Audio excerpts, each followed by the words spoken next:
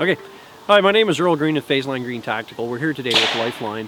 And one of the things that we wanted to talk about today is actually a new gun that's making its way onto the market, both in Canada and the US, and this is the Arsenal Arms Strike 1 pistol.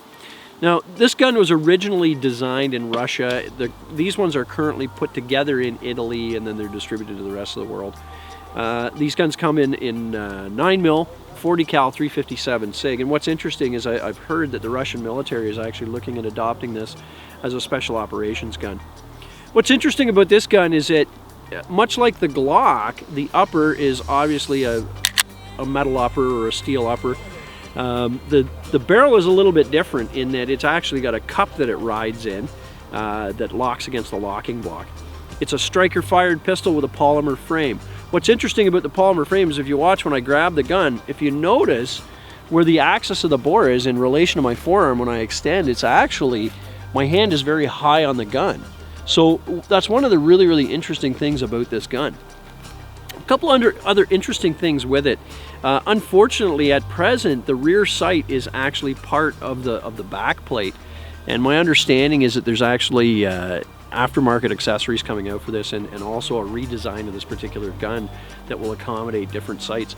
And that's something that I did notice, is that I'm kind of a big fan of a black rear sight, so I can black out the white dots, but I'm a big fan of a tritium front sight. Now the front sight on this is dovetailed, although it's a very different looking dovetail. It's quite a wide dovetail, and I haven't really seen anything like that in the competition market in Canada or the US that might help that. Controls on the gun, well, it actually does have an ambidextrous control on the magazine release. You can put another magazine release into it to flip it around.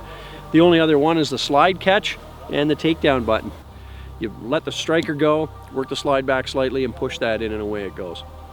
It also has a Picatinny rail mount, and again, I've tried this with my Surefire and Enforce lights, and it actually did work quite effectively. What's interesting is that the barrel length on this is a little bit longer. I believe it's about a 5-inch barrel, or a 4.5 inch, no, 5-inch, sorry. It's a 5-inch barrel, and what's interesting about that is that commutes to a little bit longer sight radius, and as well, you'll find that when you put some lights on, especially my Enforce, I found that the bezel was actually flush with the end of the gun, and therefore I wouldn't be getting much overflow of gas onto the lens. The other thing about this is it does feel very ergonomic, although Ryan mentioned earlier that he found the grip to be very small. I have fairly small hands, so it's quite comfortable for me, but I can see that someone with a bigger hand is going to find that this grip is small. It's very thin across the front and back.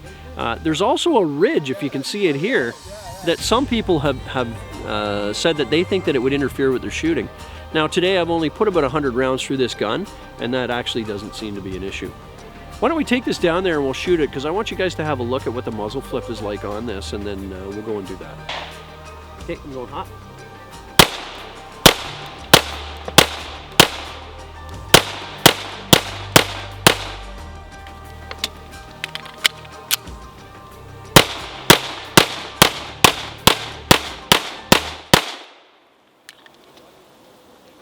And that's it. That's how it shoots. A couple of things about how it shoots, actually. I'm shooting 115 grain Blazer ammo today, which is sort of jumpy. It's not super jumpy. I did shoot some 147 grain earlier, and it actually was a lot softer shooting. One of the things I'm also noticing is that when the gun goes off, it's returning the sights to exactly where they left from. And the recoil is very controllable. Now, I know it's only a 9, but on the same token, this thing is actually pretty quick for follow-up shots. Accuracy-wise, another thing that I was noticing was that I was able to shoot this gun as accurately or more accurately than my Glock. In fact, at 25 yards, I was making very easy headshots. It's actually a pretty nice ergonomic gun to shoot. Mag changes are fast. I was slow on the one that I just did, but these are very quick to run. And the more that I work with this gun, the more comfortable I'm going to get with it. I may actually try it in a couple of IDPA matches and see how it runs. Anyway, that's the Arsenal Strike 1. It's available through a number of different distributors here in Canada. I'll tell you, right now, it's a lot like a Glock. Will it rival the Glock? I think Glock's got a better market, but we'll see how it goes. Anyway, my name is Earl Green with LifeLine Green Tactical. We're here today with LifeLine and Ryan, and thank you.